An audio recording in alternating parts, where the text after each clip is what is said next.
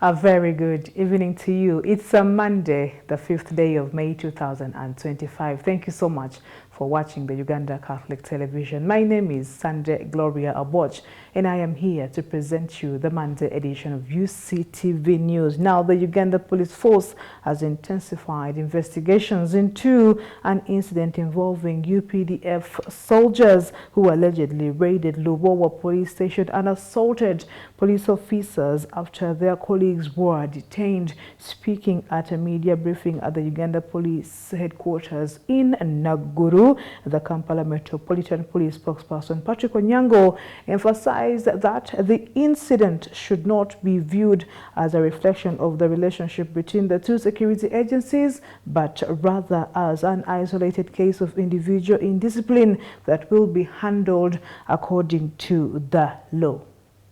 We want to, first of all, to appreciate our officers who are professional enough to go through what they went through without retaliating, without responding. Although others were at the nearby houses, they kept cool and they did not want the situation to escalate further. It is just an indisciplined individual who did this. It is not that the entire UPDF did it. And we condemn that individual police officer, individual and armed officer who did that. It was not called for. So we are still in charge, madam. There is an investigation ongoing, investigations on the assaults of police officer and aggravated robbery that was carried out during that process of raiding our police station. Investigations are ongoing. It is being handled at a higher level. The leadership of the two institutions are in touch. They are handling the issue. Now, the Forum for Democratic Change Party has strongly condemned the abduction and alleged torture of Edward Sebufu, popularly known as Eddie Mutwe, the bodyguard of the National Unity Platform Party President Robert Kyagulanyi Ssentamu. Mutwe surfaced at Masaka High Court today after being held incommunicado for several days while addressing journalists at the FDC headquarters in Najanankumbi. The party's Deputy Secretary for Publicity, Publications and Documentation, Mulindwa Walid Lubega, described the incident as a brazen display of power by the state and a gross violation of constitutional rights. We in the Forum for Democratic Change, we unequivocally condemn the abduction, illegal detention since 27 April 2025 of Edward Sebufu. This brazen display of power highlights the regime's blatant disregard for the rule of law and human rights. Thus, the incommunicado detention is antithetical to Article 28 of the Ugandan Constitution, which guarantees the right to fair hearing, as well as Article 24, which protects the right to freedom from torture, cruel, inhuman, or degrading treatment.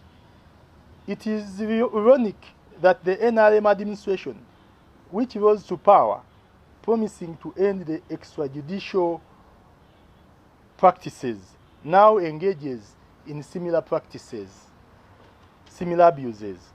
This high-handedness and impunity must be met with collective outrage and demand for his immediate release. We in the FDC, we are concerned that Eddie Mutwe's situation is not an isolated incident, but part of the systematic campaign to silence dissent and crush the aspiration of Ugandans clamoring for change and freedom. The detention of Eddie Mutwe is a stark reminder of the persistent human rights challenges in our country. This case echoes previous incidents of arbitrary detention, torture, and enforced disappearances documented in various human rights reports. The torture and other cruel, inhuman, and or degrading treatment or punishment and other related abuses. The Constitution and the law prohibit such practices. The law stipulates that any person convicted of an act of torture may receive a sentence of 15 years imprisonment, a monetary fine, or both. The penalty for conviction of aggravated torture is life imprisonment. Nevertheless, there were credible reports security forces tortured and physical abuse suspects, and the impunity was the problem. In November 2022, the UN Committee Against Torture stated that it was deeply concerned by the reports that torture and ill treatment continue to be widespread and frequently practiced in Uganda.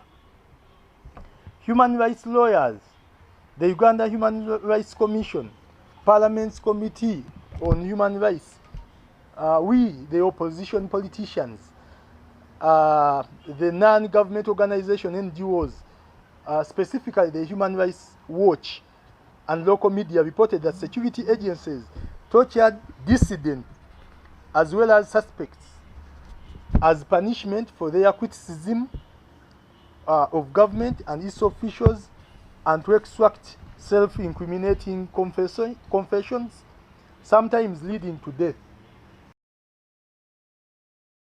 Still in Uctv news, the Ministry of Internal Affairs, in coordination with security agencies, has launched a probe into Agib Consultants, a labor export firm accused of defrauding Ugandans by promising U.S. work visas, then allegedly confiscating their passports and selling them to American drug traffickers. Speaking to journalists this morning, the ministry's spokesperson Simon Peter Mundei stated that authorities are working closely with the U.S. Embassy to revoke the visas of the perpetrators, including the company's proprietor Angela Bukenya, who is reportedly based in Washington, USA. Because of the complaints we have been having, we instituted a probe into some of these, and it is through this probe that we are able to identify this one Angela Kenya, who is premised in US, Washington. And we discovered that she has agents she works with here in Kampala. These are the agents who are based here. They are the ones who move around, convincing and confusing these Ugandans who would want to go out to work in US. And as you know, because of the desperacy of some of our people, it is quite easy to convince and confuse those people. First of all, given the level of unemployment. So we have so far collected about 8 victims, 8 in number, who are fallen victim to this scheme. So these people paid money and also surrendered their passports to these fraudsters with the hope that they are getting visas to go and work in the promised land, America. They waited in vain. So what these people then do, after getting the passport, they send the passports to this Bukenya Angela lady, who is based in Washington. And Angela Bukenya now sells the passport to non-Ugandans who are willing to buy them. And of course, there are non-Ugandans out there who would want to buy Ugandan passports for purposes of trafficking drugs, not for travel. And these passports have been sold expensively to a tune of 10 million shillings. That's about $3,000 US. And we want to warn Ugandans, You want to go out, you want to go and work, look for licensed companies that have a reputation of taking people out. And it is my call to them that for a person to come to you and promise you heaven on earth, especially on matters of taking you out for work, first do double check about the company by way of either going online or going physically to Ministry of Gender and Labour, finding out if this company is registered, and also do some background checks about these people. How many people have they taken and stuff like that. The government has procured some funds, and starting this July this year 2025, we are opening a passport office in Riyadh, Saudi Arabia, to ease the process of renewing passports for our Ugandan friends who live and work in that part of the country. Previously, there have been trekking journeys to UAE, to Abu Dhabi to have their passports renewed, and it has been cumbersome for them to do that. And of course there were complaints, and as a government that cares for these people, government that loves these people, we couldn't take this lying. We had to do something. Thank you for watching Uctv News. We are going to take a break. We'll be back with more local stories.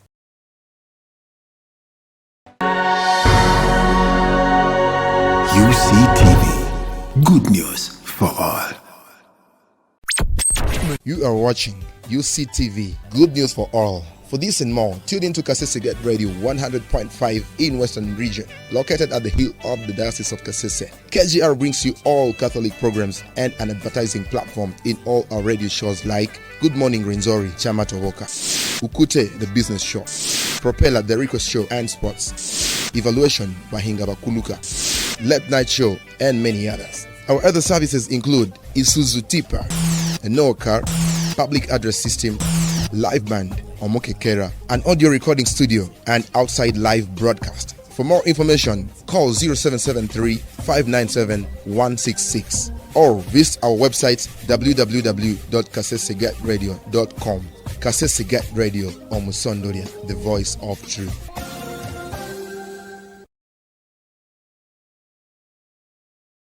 Welcome. This is the Uganda Catholic Television. You're watching UCTV News. We still continue with stories on the local scene. The Diocese of Kasese, under the leadership of His Lordship Bishop Emeritus Quirinus Kibira, hosted a pastoral visit for the 5 bishops of the Mbarara Ecclesiastical Province. Now, during the pastoral visit, Bishop Kibira urged the faithful to remain steadfast in their faith, encouraging them to keep moving forward and never turn back, even amidst life's challenges.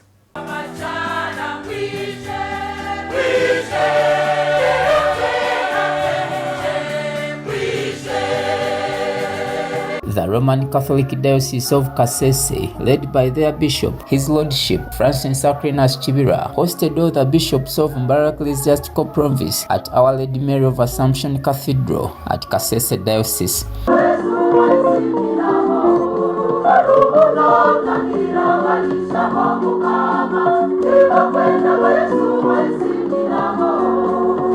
These dioceses include Fort Potro, Kasese, Hoima, Kabale, and Mbarara, which is the archdiocese.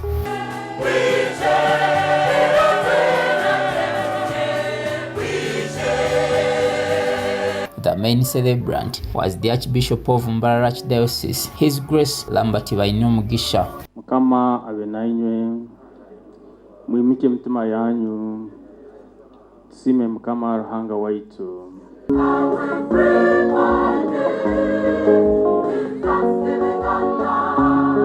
His Grace Lambert Bainyomugisha and all other bishops praised and appreciated the Diocese of Kasese for their warm welcome. Ntubasima bokututangira kandi umulingo gwembaganizo ntusiima omulisa wa Kasese Diocese muza kusiima muno wekitiinisa Bishop Kambale arali abokutangira kurungi kana okutulinda kuruga kyaka South kweka hati. You hit on your heart and say no turning back. You. Amina. According to Honorable Chitura Francis, this visit is historical and their diocese will never be the same again spiritually and economically, since bishops encouraged people to love each other and continue to work hard. Their visit is adding so much value because they discuss as a province, and so a visit to Kasese will enable our bishop here to be supported by the other bishops whenever they have a meeting. As he presents his projects, they will know that they once visited the projects and they will request for support from whoever can be responsible and be good enough to support.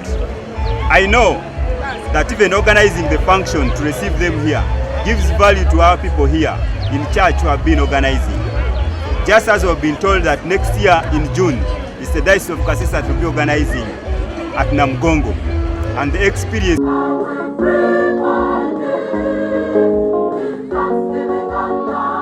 M. Frank, UCTV News.